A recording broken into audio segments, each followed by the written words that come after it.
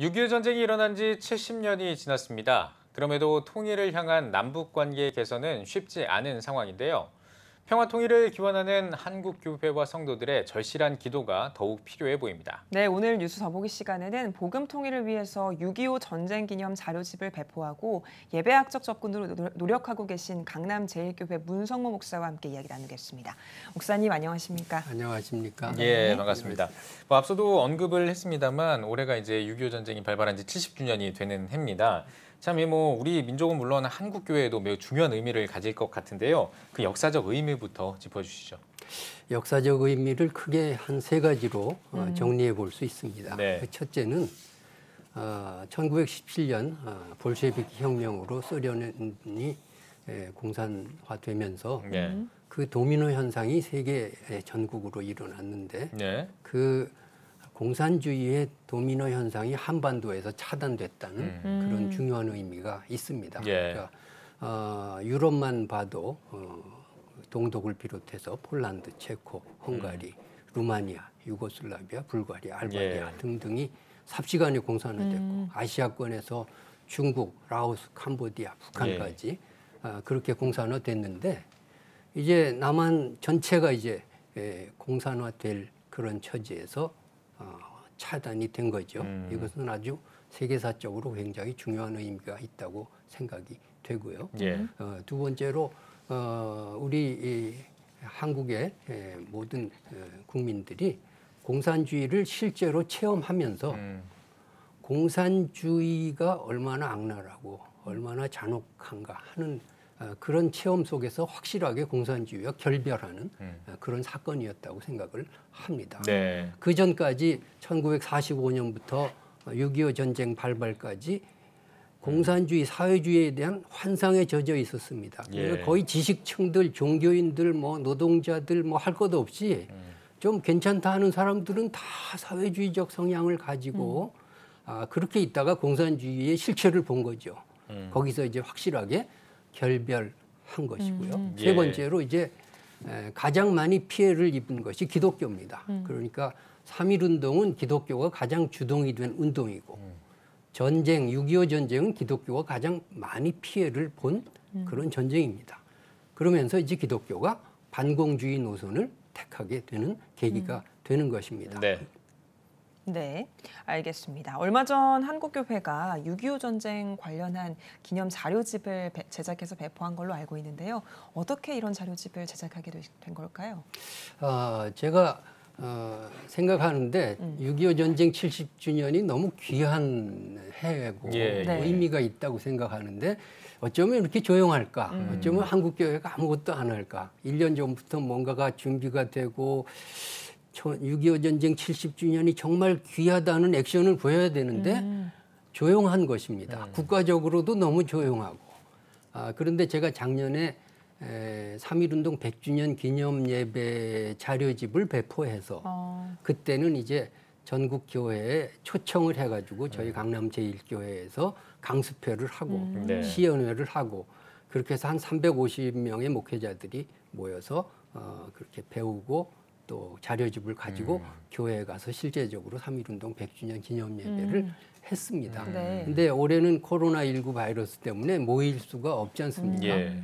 그래서 이 자료집을 이렇게 만들고 이 자료집을 우리 교회 홈페이지에다가 링크로 걸어놓고 다운받아서 어느 교회든지 편리하게 쓸 수 있도록 그렇게 조치를 했습니다. 네. 그래서 이 6.25 전쟁 70주년은 절대로 그냥 넘어갈 수가 없다. 특별히 기독교는 그냥 이렇게 조용히 넘어갈 수 없다. 네. 저는 그렇게 생각이 들어서 이 자료집을 만들었습니다. 그러면 그 자료집은 어떤 식으로 구성이 되어 있는지도 소개를 좀 해주시죠. 이 자료집은 예배하고 또 6.25 전쟁 관련된 여러 가지 설교나 노래나 또 그 개요나 이런 것들이 이제 정리돼 있는데 우리가 예배 드려야 되니까 예배는 네 부분으로 나눴습니다. 첫째로 범죄와 심판, 구원과 감사, 참여와 자복, 그리고 결단과 축복. 그래서 이제 범죄와 심판은 해방을 하나님께서 주셨는데 감사하는 마음으로 우리가 나아가야 되는데 국가적으로도 싸우고 교회도 분열되고 6.25 전쟁 전까지 매맞을 짓을 한 거죠. 예. 여기에 대해서 참여해야죠. 그러니까 김구, 김규식, 이승만 이런 걸출한 민족 지도자들이 하나 되지 못하고 분열하고 싸우고 좌익, 우익, 뭐 신탁 통치 찬성 반대해가지고서 뭐 갈갈이 찢어졌거든요. 교회는 어땠나? 교회는 진보 보수 해가지고 뭐 그냥 뭐 계속 싸우고 나눠지고 그런 일 가운데서 6.25가 터진 것. 이건 네. 우리의 잘못입니다. 이렇게 반성을 해야 되고 참여해야 되고 또 6.25 전쟁 다 망해가는 나라, 낙동강 이남만 남은 이 나라 하나님이 구해주신 것 감사해야죠.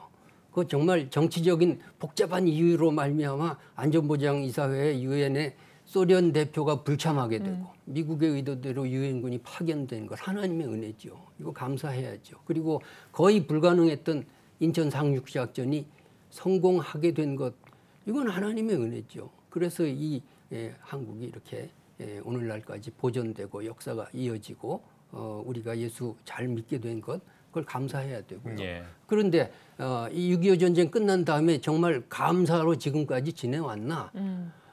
뭐 이 사회의 이 부패상과 이 그냥 각종 이단들이 팽배해지고 하나님과 대적하는 이데올로기가 이렇게 독버섯처럼 자라는 이 민족이 감사의 민족이 아닌 것 같고 또 교회는 어떤가? 교회는 뭐 물량주의에 빠지고 그냥 뭐 기복신앙에 빠지고 뭐 이런 거밖에 없잖아요. 교회가 정말 하나님 앞에 감사하는 자세로 이 민족을 책임지고 끌고 나가려고 하는 그런 의지는 하나도 안 보이고 그런 것에 대해서 우리가 다시 참여하고 하나님 잘못했습니다. 그다음에 마지막은 이제 결단과 축복은 제가 여호수아와 백성들의 대화를 실었습니다.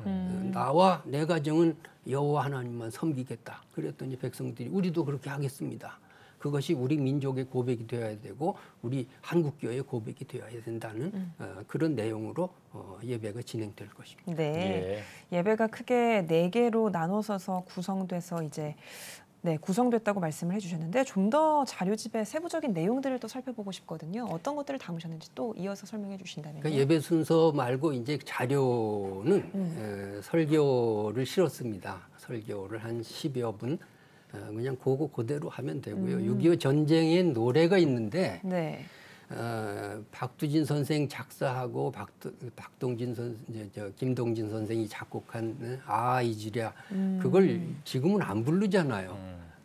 근데 그거 한번 불러보고 불러보는 게 못하면 그냥 동영상으로 감상이라도 하자. 그래서 그 노래를 실었고요. 네. 그다음에 자세한 지금 풀린 그 6.25 전쟁에 관한 극비 문서들 거기에 보면 이제 스탈린과 김일성이 어떻게 만나서 6.25 전쟁을 모략하게 되고 시작됐나 그런 것들로부터 이제 자세한 개요를 싣고 6.25 전쟁 당시에